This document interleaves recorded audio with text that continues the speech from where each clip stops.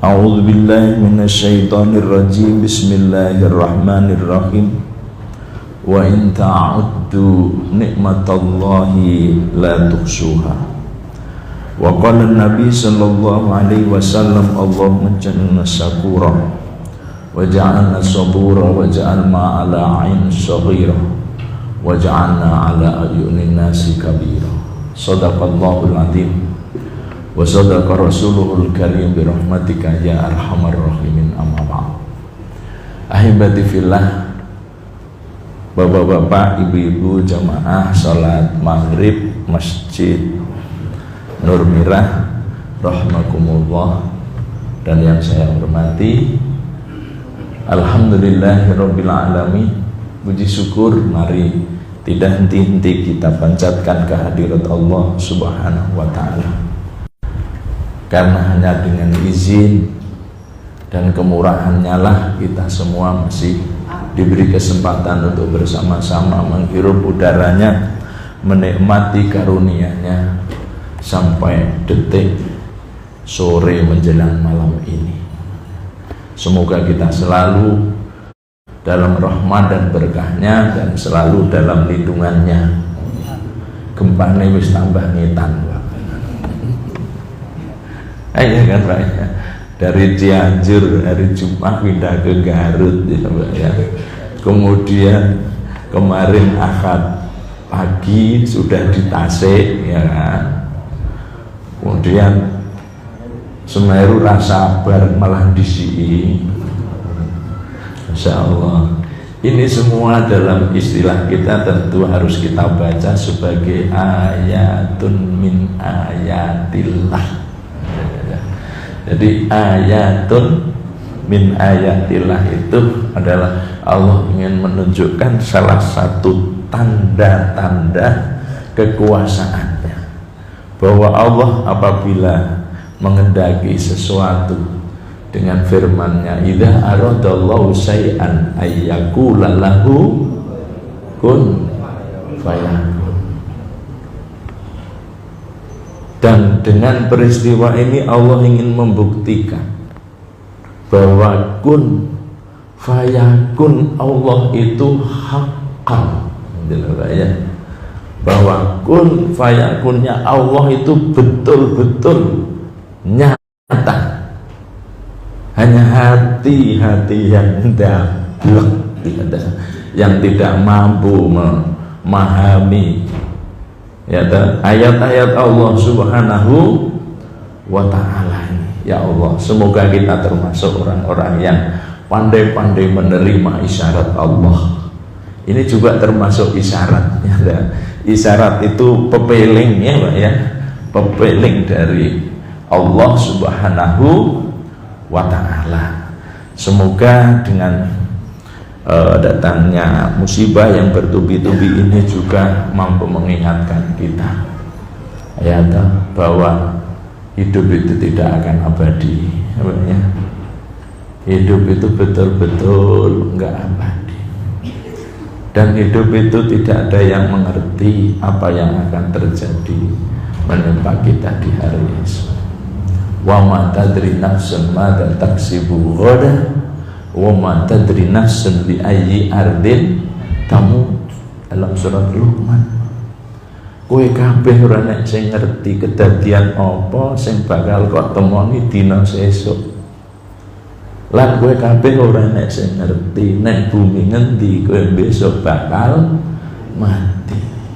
Orang Cianjur jam 12 semua ngantri di warung sate Sinta ya, sampai hari ini sing diudek-udek warung sate Sinta saja ya.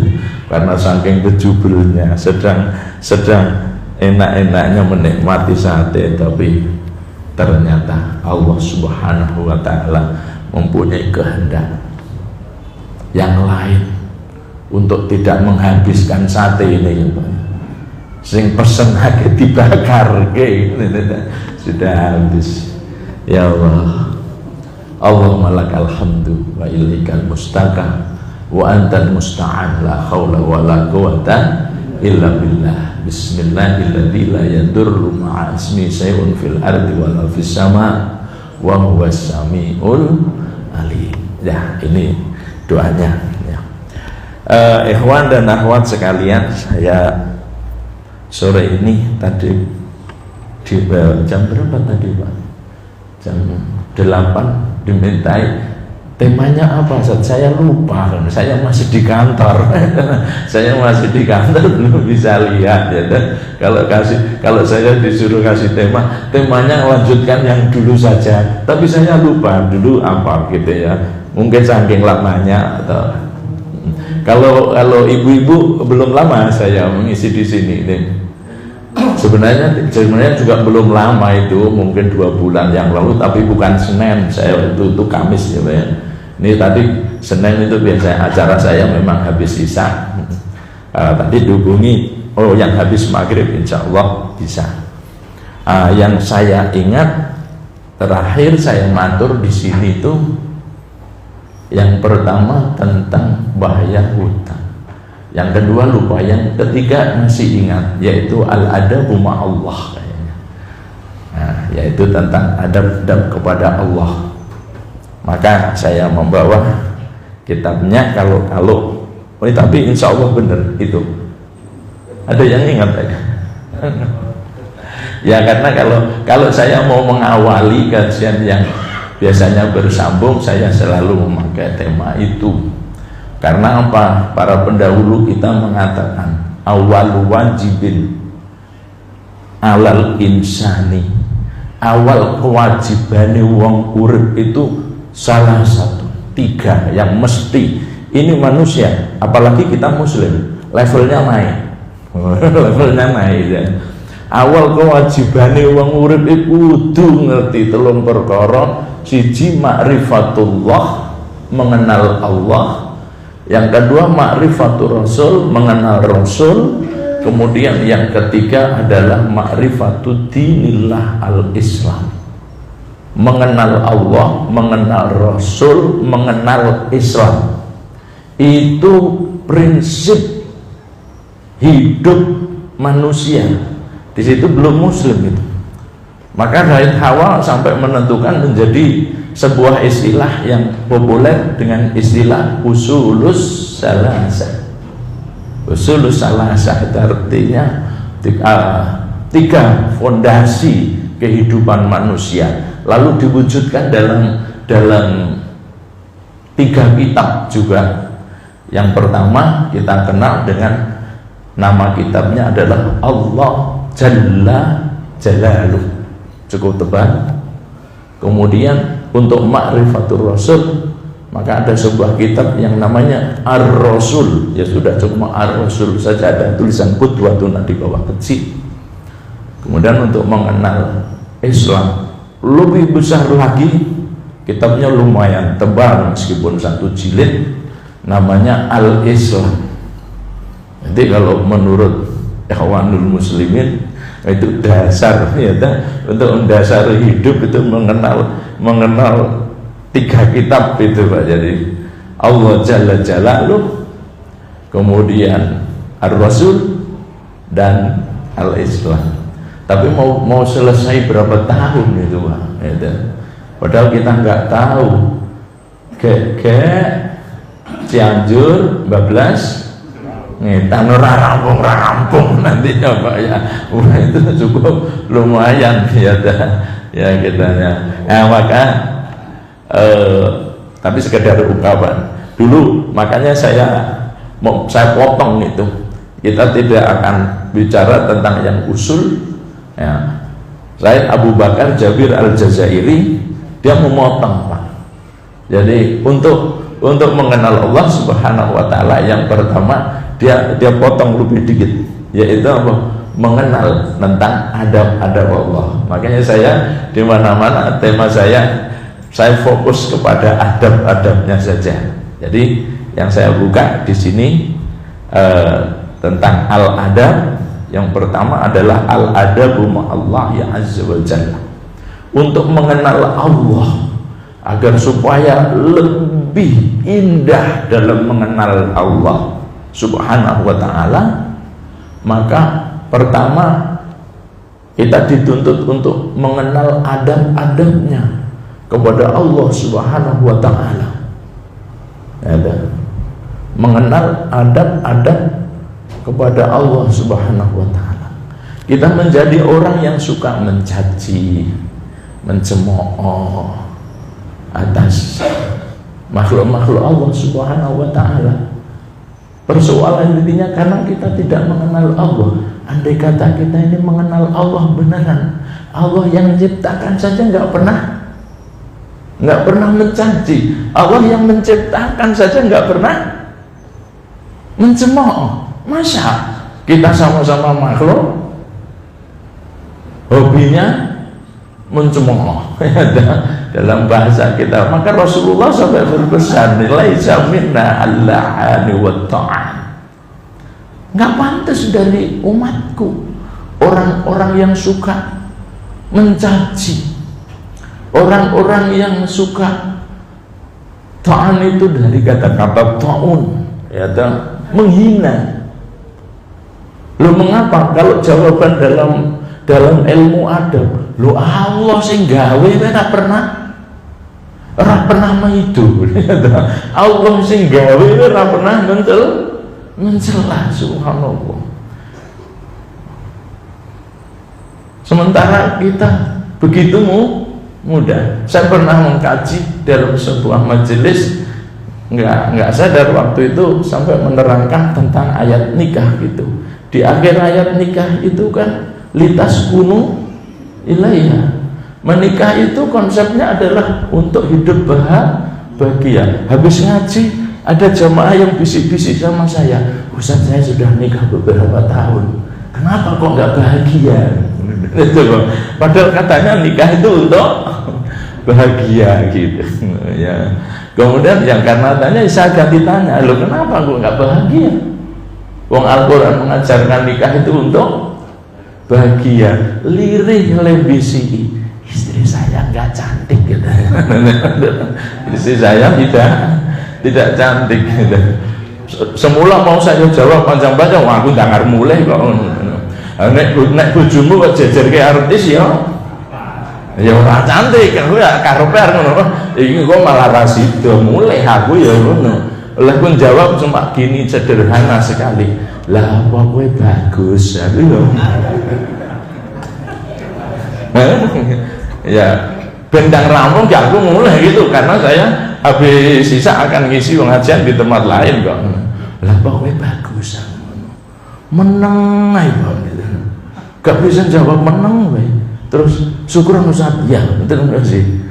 Kemudian pas bulan berikutnya ngisi guyu saiki Pak. Kira-kira mulai terus ngacak dong ya Pak. Lah iya ya Pak ngono ta. Lah nek sing ora bagus entuk sing ayu, lah terus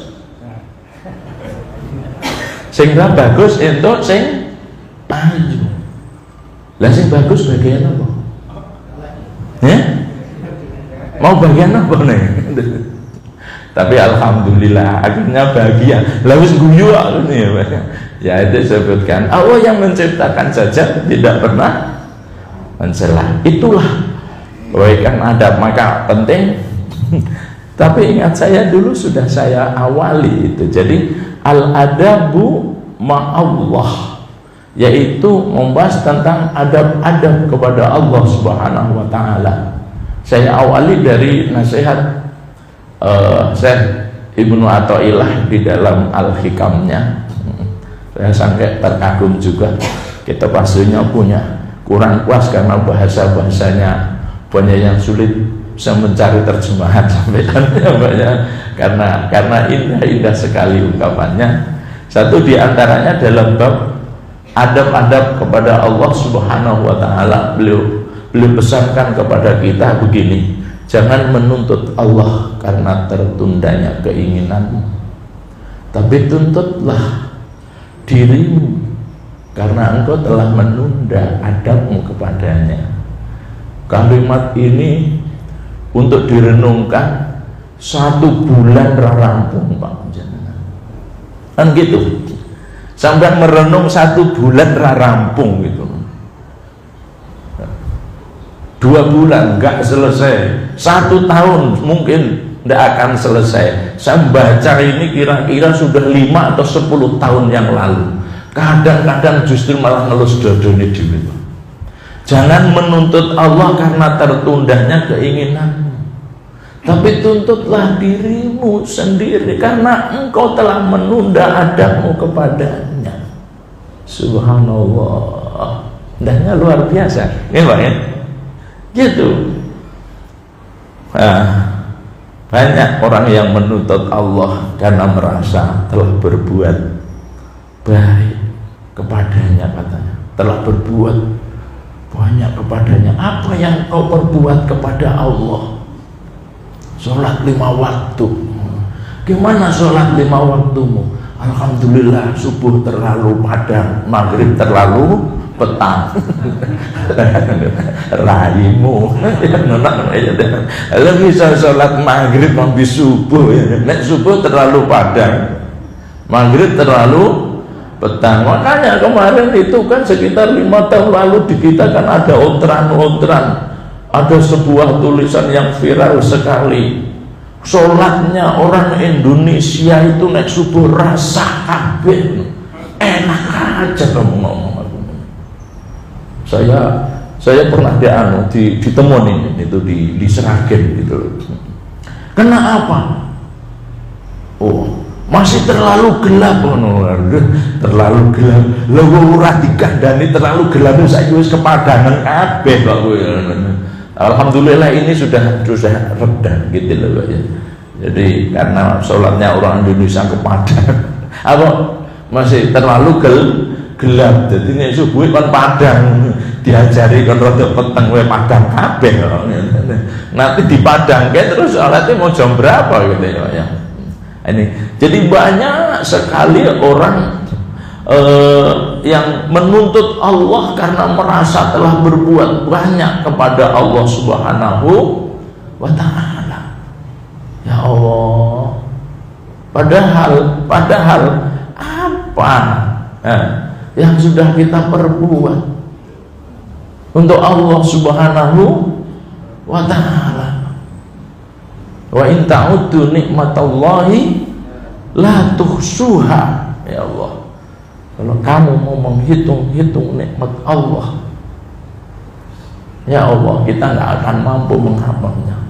Al-muslimu yanduru ila malillahi ta'ala alaihi min minanin la tuhsa wa ni'amin la tu'ad. Ya Allah, itu wes ra iso dibikin. Seorang muslim itu nyata harus betul-betul meyakini nyata bahwa apa yang telah diberikan Allah Subhanahu wa ta'ala itu la tuhsa. Nggak ada yang bisa menghitung, nggak ada yang bisa menghitung. Nggak usah jauh-jauh. Kalau di surat At-Tariq ada itu Allah Subhanahu wa ta'ala dengan indahnya, fal yanzuril insanu mimma khuliq. Mau kita jawab sepanjang hidup kita nggak akan selesai bapak-bapak. Fal yanzuril insanu mimma khuliq. Dari apa kamu diciptakan? Imam Al-Ghazali dalam sebuah kitabnya yang kecil yang diterjemahkan dalam bahasa Indonesia, Kimia Kebahagiaan judulnya, kalau mau baca itu gini: manusia itu untuk mensyukuri nikmat Allah Subhanahu wa ta'ala tidak perlu harus sekolah di perguruan tinggi bergengsi, tidak usah harus mengadakan penelitian di sebuah laboratorium yang canggih, tapi cukup lihatlah apa yang ada di kelopak dia, di ujung kelopak matanya katanya. Apa tuh Pak sing nang ujung kelopak mata kita? Wis mang demok dhewe-dhewe. Ibu-ibu yang suka suambung gini, pakai bulu sapi, pakai bulu apa Bu? Oh, bar kuwi dicoreni wabang hijau kuning. Ya. Coba mang demok wae apa yang ada di ujung kelopak mata kita, kata Imam Al-Ghazali. Mula wong Jawa itu ada ungkapan nek mau mengatakan sesuatu yang remeh ki idep-idep. Ngoten ya, Mbak ya. Idep-idep tombo pengen kadang-kadang. Artinya apa? Idep-idep tombo pengen itu artinya apa, Pak? Artinya sesuatu yang sangat remeh, menggambarkan hidup itu dikira remeh gitu loh, Pak ya. Apakah kita pernah membayangkan andai kata di ujung kelopak mata kita ini nggak ada bulunya, Pak? Jenengan bayangkan apa, Pak? Pernah bayangkan itu? Ini untuk menata adab kepada Allah. Rasanya laborat. Ya wis gampang wae. Umpama di ujung kelopak mata kita yo renek bulu niku jenengan yang bayangkan apa, Pak jenengan, Pak? Ya? Enteng aja cuma kelilipan. Nek ngono merem aja gitu. Enggak pernah kita bayangkan apakah kita bisa merem atau kita bisa melek. Itu yang paling fatal, Pak. Coba wong urip kok merem terus atau ketika membuka terus melek terus. Ini bukan saja radar untuk menahan apa tadi debu ya, sehingga nggak kelilipan, tapi ini radar yang super canggih luar biasa. Jadi nek nontoke alir remeh ngono nek sing disambung karo bulu sapi sembrono men ya toh, ada situ, Pak. Yang kedua katanya untuk mengakui akan kebesaran nikmat Allah Subhanahu wa ta'ala. Namanya Allah itu nikmat yang besar. Maka di surat Ar-Rahman sampai diulang-ulang sebanyak berapa kali, Pak? 31 kali. Fa bi ayyi ala'i rabbikuma tukadziban. Itu apa? Untuk mengakui keagungan dan kemurahan Allah Subhanahu wa ta'ala. Enggak perlu kelaparan. Apa? Lihat apa yang ada di ujung jarimu. Ya Allah, ulama-ulama dulu tuh kalau merenung itu luar biasa dalamnya. Awake dhewe iki boro-boro merenung ya, Pak ya. Wong ndonga arep mangane pendak eling nek suara. Baru wis alhamdulillah aku pareng ndonga. baru Allahumma barik lana iki nek wis parek gak coba. Ulama dahulu subhanallah luar biasa. Nggak perlu kalian ke laboratorium, ya toh? Nggak perlu mencari alat-alat yang canggih. Cukup kau lihat apa yang ada di ujung jarimu. Monggo dipirsani. Nek mau dadak nglemeki wis saiki ujung jari nenten apa nih, Pak? Ujung tok nek. Kuku ireng. Yang terkecil kuku ireng. Terus beliau bertanya, pernahkah kita membayangkan andai kata ujung jari kita ini tanpa kuku gitu? Itulah Imam Al-Ghazali dalam renungannya sampai seperti itu. Kira-kira umpama iki mluntus kabeh nek kukune iki sing jenengan bayangke apa, Pak itu? Imam Al-Ghazali enggak nerangkan, cuma pernahkah kalian membayangkan andai kata di setiap ujung jari kita ini tanpa kuku gitu?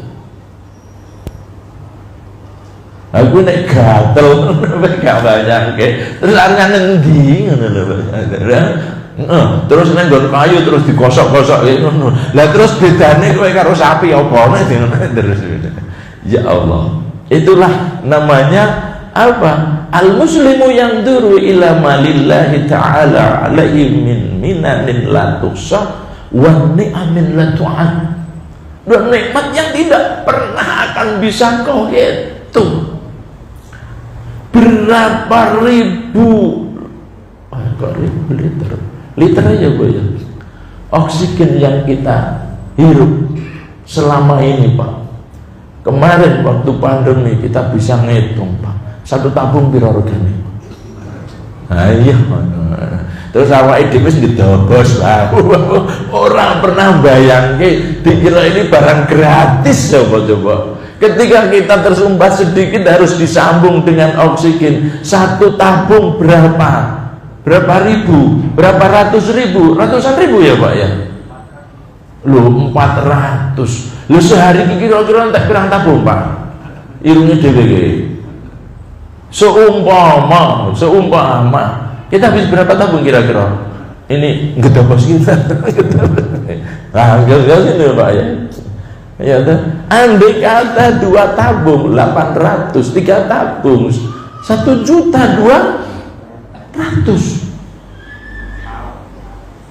Pejabat setingkat apa yang bisa pajak oksigen ya Pak ya? Sambo yang kebutuhan per bulannya menghabiskan 250 juta. Katanya Pak Hakim terus ditekoki, lu kebutuhanmu sesasi 250 juta, gajimu piro? Ya Allah, kira-kira iso pajak oksigen dah. Niki kan awake dhewe ora pernah mikir gitu loh Pak ya, ora pernah gagas. Maka bahasanya la tu'ad, kamu gak akan bisa menghitung. Nah itulah maka menjaga adab-adab kepada Allah Subhanahu wa ta'ala itu penting sekali ya toh. Apa adab-adab kepada Allah Subhanahu wa ta'ala itu? Nah, ini langsung ya toh. Yang pertama al-adabu ma'allahi subhanahu wa ta'ala wa huwa asyukru ala ni'amihi. Maka menjaga adab kepada Allah yang pertama bukan disuruh sujud sampai dekok batu Pak. Bukan suruh umroh di setiap tahun. Sekarang ada yang pamer Bapak, alhamdulillah kemarin saya 1 tahun bisa umroh 3 kali. Alhamdulillah. Kalau orang usah dirasani wis alhamdulillah. Bukan. Adab kepada Allah yang pertama itu adalah mensyukuri atas nikmat karunia-Nya. Mula setiap hari saat kita masih diparingi iso melek, melek tangi turu maksudnya ya Pak ya. Maka apa ya yang dicontohkan oleh baginda Nabi Shallallahu Alaihi Wasallam?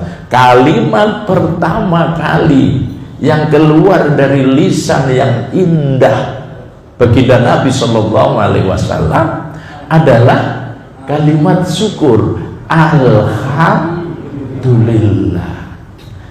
Ya awake dhewe kadang-kadang saking apale kan terus malah babar blas. Saking apale kadang-kadang malah babar blas. Lho wong ndahar ngunjuk wae nek wis wareg agek eling apa meneh lagi tangi turu. Ngene iki nek ra ngaji dilekke ya ora eling tenan kok. Baru wis nyerah antal tekan kamar mandi kepleset tiba agek kelingan. Aku mau berarti lali randonga ayo ngono. Nek wis nyerantal agek kelingan gitu loh.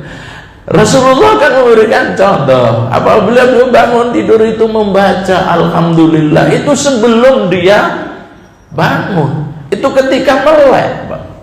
Dia ulang-ulang, bahkan kadang dalam syaratnya para ulama, alhamdulillahilladzi ahyana ba'da ma amatana wa ilaihi nusur, sambil ternyata memberi kesempatan kita untuk menggerak-gerakkan badan kita. Wabil khusus yang sampun dipun paringi usia-usia lewat 50 ngoten niku. Ya tangi turu aja nyerantal wis ngono wae.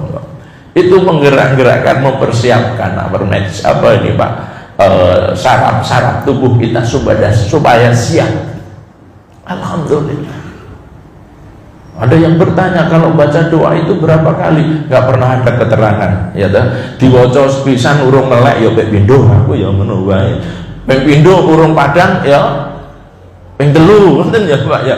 Ya gimana wong ucapan syukur saja alhamdulillah alhamdulillah. Karena apa?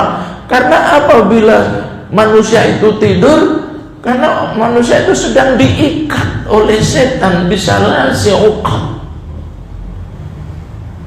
Manusia itu apabila sedang tidur diikat oleh setan dengan 3 ikatan. Coba kayak pocong saja, Pak, pucuk diikat, kaki diikat, terus perut diikat. Lu ini itu, Pak, diikat oleh setan itu. Maka berbanyak berzikir kepada Allah pertama untuk melepas ikatan itu. Alhamdulillah. Ini adab yang pertama, yaitu bersyukur. Begitu juga di dalam hal-hal yang lain. Itu kan turunin dong, ya. Alhamdulillah lah kayak turunin dong. Hal-hal yang lain juga perlu disyukuri. Jadi mensyukuri nikmat karunia Allah Subhanahu wa ta'ala. Muncul pertanyaan, lah syukur itu apa? Gitu loh, Pak, ya. Syukur itu apa? Berapa banyak kata-kata syukur di dalam Al-Quran? Ada yang menulis sampai 77 kali kata syukur di dalam Al-Quran. Nah, kita ingin potong saja. Syukur itu apa? Di dalam kamus bahasa Arab, wabil khusus tulisan dari Al-Imam Al-Isfihani di dalam Ghara'ibil Quran. Gharaib jamak dari gharibah. Gharib itu kata-kata yang asing, kata-kata yang antik, karena bahasa Arab itu luar biasa. Min Ghara'ibil Quran itu juga menyebutkan bahwa kata syakaro itu muradif minhu fatah, ya, syukur itu dari kata-kata syakaro.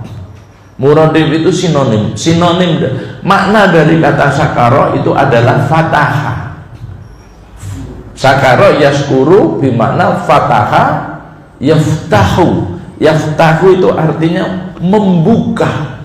Dan itu ternyata dalam bahasa Al-Quran sama. Dalam bahasa Al-Quran sama. Jadi artinya membuka. Orang yang bersyukur berarti orang yang membuka. Buka apa? Buka mata, buka telinga, buka akal, buka hati untuk mengakui dan menikmati apa yang telah diberikan Allah kepada kita. Nah, gitu, Pak, dalamnya. Itulah syukur, Pak. Ya, dan jadi saya ulang sekali lagi, kata syukur itu berasal dari syakaroh yang berarti fataha. Mari kita buka mata kita, kita buka telinga kita, kita buka akal dan hati kita untuk mengakui apa, bahwa segala yang kita miliki adalah nikmat pemberian Allah Subhanahu wa ta'ala. Wa ma bikum min nikmatin faminallah. Surat An-Nahl ayat 53. Apa saja yang kau miliki itu adalah pemberian Allah Subhanahu wa ta'ala. Nah, gitu. Mari kita akui. Bagaimana kita mau menikmati nek ngakoni we urung iso. Rumahnya bagus salah. Nah, Bapak ya tetep sing penting kena gunge yo. Ya itu kan bahasa orang-orang Jawa dalam merendahkan ya. Ning sejatine ngono ki ya ora ngakoni. Sejatinya lho, Pak ya. Bagaimana sampean mau menikmati nek ngakoni we ora gelem. Mengakui, kita buka mata kita, kita buka hati kita, bahwa kita dulu hadir di dunia itu nggak punya apa-apa. Hadir ketika kita hadir di dunia ini nggak bisa apa-apa. Wallahu akhrajakum min butuni ummahatikum la ta'lamuna syai'an. Ketika Allah mengeluarkan kamu dari perut-perut ibumu, kamu nggak punya apa-apa, kamu nggak bisa apa-apa. Orang nek bayi lahir katokan, saudara, semua sama, nggak punya apa-apa. nggak bisa apa-apa, nggak bisa apa-apa, malah isone mau nangis. Jangan disepelekan mau nangis ya Pak ya. Ibu Profesor Zakiyah Darajat ada dalam sebuah buku psikologi Muslim dulu, saya lupa kitabnya apa ya, judulnya itu Tangis Pertama Sampean Pak. Wah, luar biasa betapa apa berharganya tangis pertama. Ngapa? Karena bayi nek lahir mesti enak Pak sih, betul nangis. Nek bayi lahir nangis, mbok sing nangis. Mesti nek ra nangis sing nangis mboke engko pake ya ta. Macam-macam. Maka oleh beliau Ibu Profesor sampai ditulis tangis pertama. Sampai dalam sekali gitu loh. La ya'lamu nasi'ah wa ja'ala lakumus sam'a wal absara wal af'idah. Inilah modal utama manusia. Untuk apa? Untuk mensyukuri nikmat tadi. Absor mata, ya toh. Sam'a telinga, afidah itu artinya hati. Dengan itulah modal untuk apa? Mensyukuri nikmat Allah Subhanahu wa ta'ala. Ya Allah, maka jika ini betul-betul kita wujudkan, maka benar-benar yang namanya syukur. Syukur itu adalah kumpulan kebaikan yang luar biasa. Jadi bahasa kumpulan kebaikan itu namanya syukur. Wong nek ra gelem syukur berarti singkat, pendeknya luar biasa. Orang itu kalau nggak punya bisa syukur, tidak punya apa-apa. Harta yang melimpah itu tidak ada apa-apanya bagi orang yang tidak bersyukur.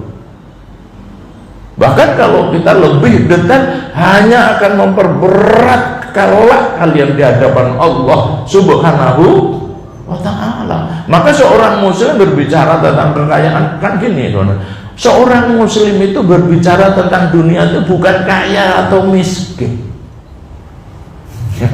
Bukan kaya atau miskin, tapi bagaimana kita ini mengakui dan mensyukuri apa yang telah diberikan Allah kepada kita. Itu kalau Imam Ibnu Athaillah, kehidupan seorang muslim itu jangan diukur kaya dan miskin katanya, tapi ukurannya itu bagaimana, sejauh mana kita ini mau mengakui dan mensyukuri nikmat pemberian Allah Subhanahu wa ta'ala, sehingga menjadi sesuatu yang bermakna bagi orang lain. Masya Allah, syukur dan digunani. Itu standarnya gitu. Itulah yang disebut hidup yang penuh makna. Kebaikan apa yang dapat dinikmati oleh orang lain dari diri kita gitu loh. Tentu nggak akan ada kalau kita sendiri tidak bersyukur. Ya makanya yaitu bagaimana mensyukuri nikmat pemberian Allah Subhanahu wa ta'ala, lalu kita gunakan sebaik mungkin sehingga dapat dinikmati juga orang lain. Begitu katanya. Kembali, maka betul-betul syukur itu kumpulan kebaikan yang luar biasa, karena orang yang bersyukur yang pertama akan diampuni dosanya. Makanya para ulama nanti kalau ada bersambung di sini ada urut, ada berdoa. Dalam ada berdoa itu pertama makanya apa? At-tahmidu 'ala Allah, bersyukur kepada Allah, begitu Pak ya. Mengapa? Karena dengan syukur itu akan apa? Akan diampuni dosanya. Dengan syukur itu akan ditambah nikmatnya. La in syakartum la azidannakum wa la in kafartum. Nek kowe gelem buka tambah, nek kok tutupi wala in kafartum, nek kafar itu nutup. Maka lawannya tadi kafar. Syukur itu buka. Nek kowe gelem buka, Allah gerujuk. Ngono lho Pak ya. Nek kok tutupi, ya digerujuk ora iso mlebu. Niki sampean mau grujuki dogono sor-sor talang pasudan kae mlebu ra Pak? Lha wong ditutupi. Wala in kafartum. Nah ini nek ngaji tafsir. Saya kalau pas ngaji tafsir, wala in kafartum, kafaro yang furu kufron itu artinya apa? Ghatta yughatti ghatton itu nutup. Wala in syakartum nek dibuka. Kendalane nek gelas klothok. Lho iki nek dibuka, oh cetak teko mbok iso nyemplung kok. Nek kok tutupi. Hati kita ini kita buka, ya Allah, kerucuk luar biasa. Kita masuk rumah yang kecil, kadang-kadang tuh, alhamdulillah, wong Cianjur. Oh, saudara-saudara kita Cianjur tinggal di tenda, ada yang gitu. Tapi kalau kita nggak syukur, ditutupi, mau diberi seperti apapun, ditutup ya ora bakal bisa. Oke, saya baca sedikit Pak ringkasan saya. Jadi Allah akan tambah nikmatnya. Orang yang bersyukur akan dilipat gandakan kebaikannya. Karena kebaikan orang bersyukur tidak hanya dinikmati dirinya, tapi juga dinikmati oleh orang lain. Subhanallah. Ya. Kemudian orang yang bersyukur akan dijauhkan dari cobaannya. Akan dijauhkan dari cobaannya. Mengapa? Yang namanya sehat maupun sakit kan pemberian Allah Subhanahu wa ta'ala. Bagi orang-orang yang ahli syukur, subhanallah, di saat sakit biar istighfarnya akan dilipat gandakan oleh Allah nilainya, dijauhkan dari cobaannya. Bagi orang yang bersyukur akan dilapangkan hatinya. Bagi orang yang bersyukur akan diberkahi hidupnya, subhanallah wa ta'ala. Maka tidak berlebihan jika banyak ungkapan-ungkapan yang mengingatkan kita akan keagungan syukur. Syukur itu membuat hidup menjadi indah. Kan ngoten ya Pak ya? Syukur itu membuat yang sedikit menjadi cukup. Syukur itu membuat apa yang kita miliki menjadi berharga. Karena banyak barang-barang mewah di rumah-rumah orang kaya, orang disyukuri, nggak berharga. Mobil baru 3 bulan, temannya sudah ngerayain lagi yang baru, serenek gunanya, nggak berharga lagi ya gitu.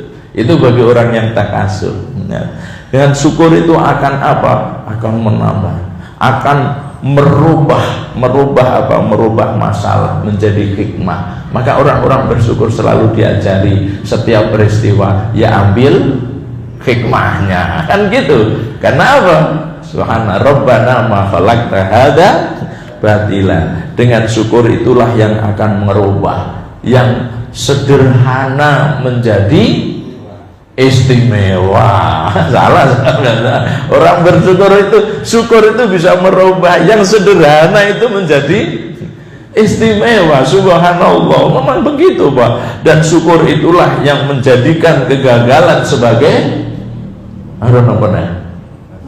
sebagai pelajaran. Maka ada istilah, bagi seorang muslim tidak ada yang gagal. Gagalan adalah keberhasilan yang tertunda. Karena kalau bisa ngambil pelajaran, syukur adalah membuat mendapat apa? Yaitu kedamaian. Ya Allah, indah. Karena apa? Ya sudah, inilah yang terbaik. Allahumma inna nas'alukal khaira. Mulai dari hari itu, ya Allah aku mohon kebaikan hari ini dan kebaikan yang ada di dalam hari ini, khaira wa khaira ma fiha. Itu kan doa-doa yang syukur ya. Kemudian syukurlah yang akan menjadikan hari esok penuh harapan. Orang yang bersyukur dijanjikan jannah. Orang yang kafir cuma neraka. Makanya wala tahinu wala tahzanu wa antumul a'launa in kuntum mu'minin. Awake dhewe nek ketemu karo wong kafir iki diperintah Gusti Allah, wala tahinu, jangan merasa hina, wala tahzanu, ora usah susah. Wa antumul a'launa, kowe iki orang hebat. Itu kata Allah. Allah, kamu itu orang tinggi. Lu kenapa? Lah wong kowe disiapke swarga, wong kafir cuma disiapke. Ayo kowe lendi. Subhanallah. Inilah nyambung saya memenuhi permintaan ini kajian sore hari Senin bersama jamaah Masjid Nurul Mirah. Mugi-mugi Allah Subhanahu wa taala merahmati kita sami, ya mugi Allah taala memberkahi kita sami, lan mugi Allah taala terus paring manah istiqomah dumateng kita sami, menggahaken kita netepi agamanipun Allah Subhanahu wa taala. Seiring dengan bertambahnya waktu, bertambahnya umur, semoga bertambah iman dan amal soleh kita, terkhusus lagi dengan banyaknya musibah yang terus datang silih berganti. Mugi-mugi nambahi menggahaken kita cecedak malih ing ngarsanipun Allah Subhanahu wa taala, sehingga kita sami saestu-estu nyata dalam hidup kita saged ma'iyatullah, nyata selalu bersama Allah, dan tidak ada yang lebih indah dan lebih baik bagi hidup seorang muslim melebihi ma'iyatullah. Kalau hidup ini baik untukmu ya Allah, berikan kami hidup. Kalau toh kematian memang baik untukmu, berarti peristirahatan kita dari Masya Allah, maj'alil hayata ziyadatan lana fi kulli khair waj'alil mauta rahatan lana min kulli syarr. Ya Allah, jadikanlah hidup kami ini, kalau memang masih panjenengan paringi hidup, untuk menambah kebaikan. Dan jadikanlah kematian kami, kalau memang sudah dumugi titi wancine mati, adalah peristirahatan kami dari perbuatan dosa dan maksiat. Amin amin ya rabbal alamin. Makaten Bapak Ibu hadirin wal hadirat rahimakumullah. Terakhir, subhanakallahumma wa bihamdika asyhadu an la ilaha illa anta astaghfiruka wa atubu ilaik. Alhamdulillahirabbil alamin. Assalamualaikum warahmatullahi wabarakatuh.